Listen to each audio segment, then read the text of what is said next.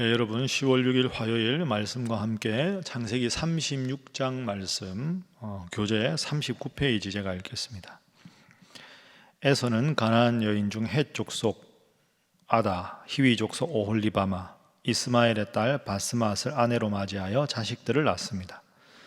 어느덧 에서와 야곱 모두가 재산과 소유들이 많아져 함께 거주할 수 없게 되자 에서는 야곱과는 조금 떨어진 세일산에서 거주합니다. 이어지는 말씀은 에돔 족속의 조상인 에서의 족보와 족장들 그리고 세일의 자손들에 대해 열거하고 설명합니다. 이어서 이스라엘을 다스리는 왕이 있기 전에 에돔 땅을 다스리는 왕들에 대해 소개하고 구역과 거처에 따라 에돔 족장들을 열거하면서 이들의 조상은 에서임을 다시 한번 강조합니다. 여러분 방금 읽으신 대로 에서에 관한 이야기입니다.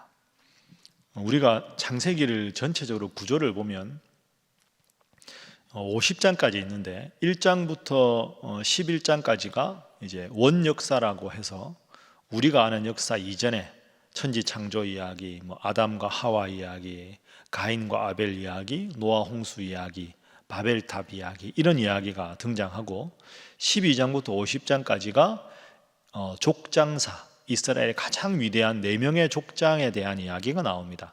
아브라함, 이삭, 야곱, 요셉.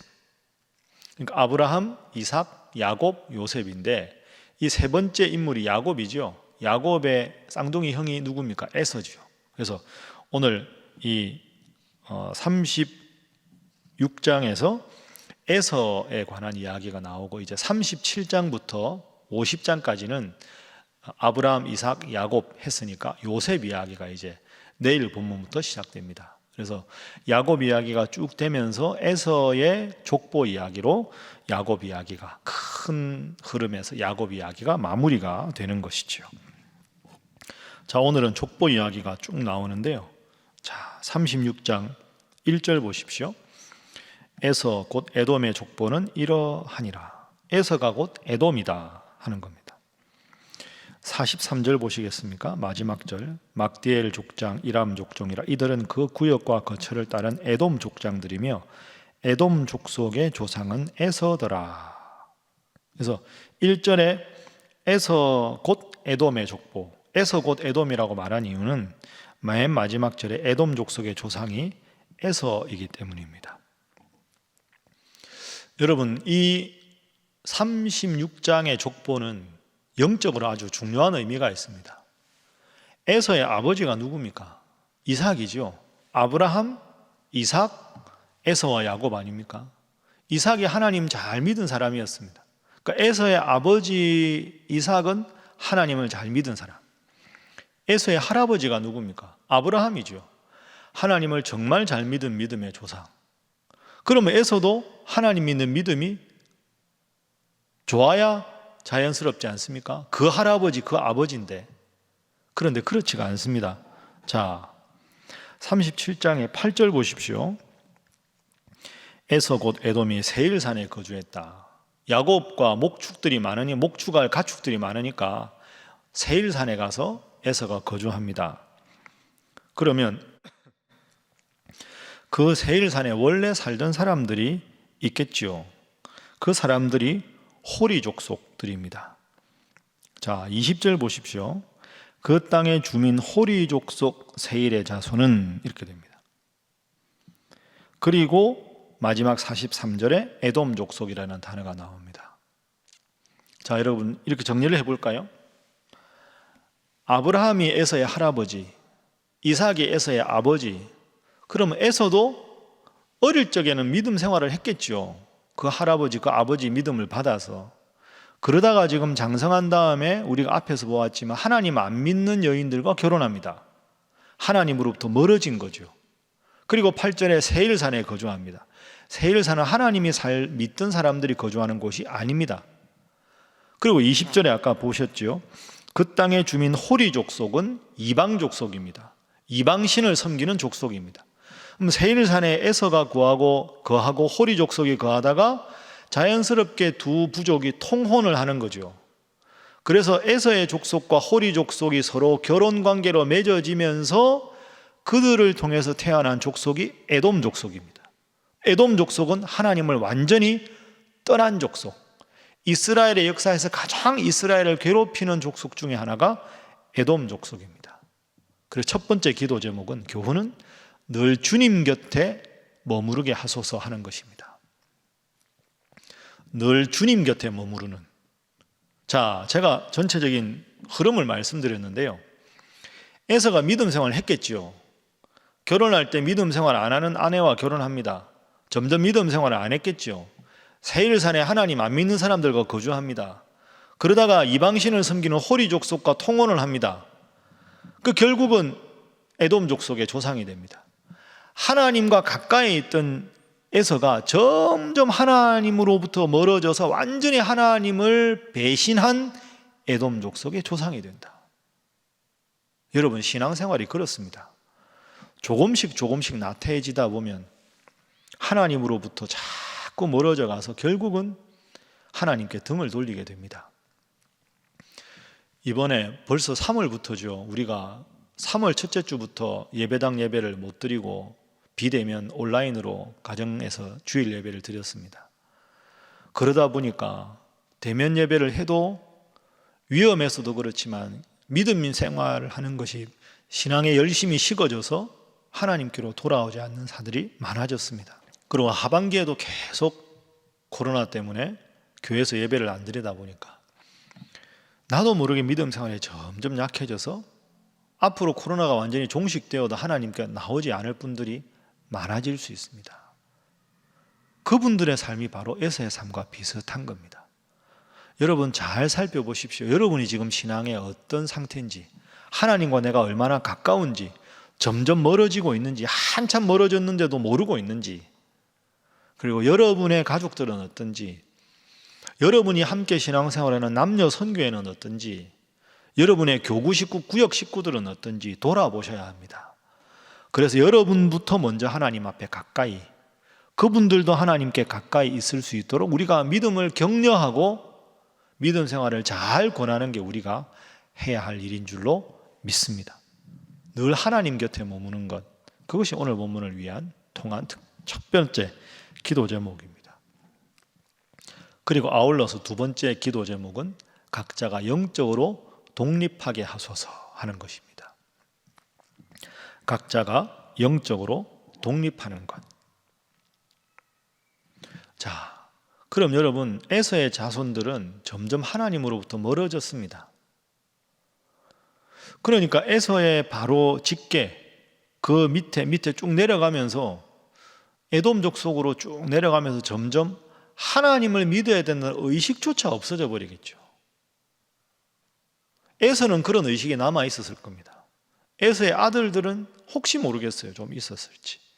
점점 대가 전승되면 전승될수록 이제는 하나님이라는 존재 자체를 잊어버리는 겁니다. 여러분은 어떻습니까? 여러분의 자녀들은 어떻고, 여러분의 친척들은 어떻고, 여러분의 구역 식구들은 어떻습니까? 그도 말씀드렸지만 점점 하나님으로부터 멀어지게 되면 하나님 앞에 나오는 일 자체가 어색합니다. 그러면 교회 안 나가는 사람들 되는 거죠. 교회 안 나가면서 괜히 교회가 이러니 저러니 교회에 대해서 비판과 비난을 합니다. 잘 살펴보십시오. 한국 교회가 잘못된 점이 많습니다. 그러나 그 잘못된 점이 내 신앙생활의 게으름을 합리화하기 위해서 한국 교회를 말하는 건 잘못된 겁니다. 여러분, 내 어머니가 다른 사람들에게 비난받는다면 설령 내 어머니가 잘못한 게 있어도 내 어머니니까 안아주고 막아주는 게 자녀의 역할 아닙니까? 그래서 저는 개인적으로 한국 교회를 향한 참 비난에 아픕니다. 그러나 저는 막 한국 교회가 이런 말을 가급적 많이 안 쓰려고 합니다. 왜? 나도 한국 교회 일원이니까. 내 어머니가 비난받아도 내 어머니니까 나라도 보호해 드려야 되죠. 교회는 어머니와 같은 겁니다. 우리들 각자가 영적으로 바로 서는 게 필요합니다. 코로나 때문에 못 모여도, 영적인 환경이 좋지 않아도, 내 삶에 고난이 많아도 늘 하나님 앞에서 내가 영적으로 독립해서 바로 설 수 있는 사람, 환경에 관계없이 하나님 믿을 수 있는 사람, 비대면 예배가 아무리 계속되어도 하나님 앞에 예배하는 삶을 포기하지 않는 사람, 그게 하나님 잘 믿는 사람이죠. 에서의 자손들은 그 점에서 실패한 사람들입니다. 여러분의 자녀들을 살펴보십시오. 여러분의 배우자를 살펴보십시오. 먼저 여러분을 살펴보십시오. 내가 얼마나 하나님 앞에 독립된 존재로, 영적으로 독립해서 바로 서 있는가 깊이 생각하시고, 이삭의 아들이었지만, 아브라함의 손자였지만, 이방 사람들의 족장이 되고 선조가 되어서 하나님 믿지 않는 부끄러운 그 조상들, 그 후예들의 조상이 내가 되어서는 안 되겠다. 이게 에서 이야기의 교훈입니다. 깊이 생각하십시오. 마지막 세 번째 기도 제목은 영원한 권세를 추구하는 자가 되게 하소서 하는 것입니다. 영원한 권세. 영원한 권세가 뭡니까? 하나님의 자녀의 권세. 하나님 자녀답게 살고 하나님 자녀로 믿음 생활을 잘해서 저 영원한 천국에서 하나님 자녀로서의 즐거움과 기쁨을 누리는 삶, 그렇게 살게 하소서 하는 것이 세 번째 기도 제목입니다.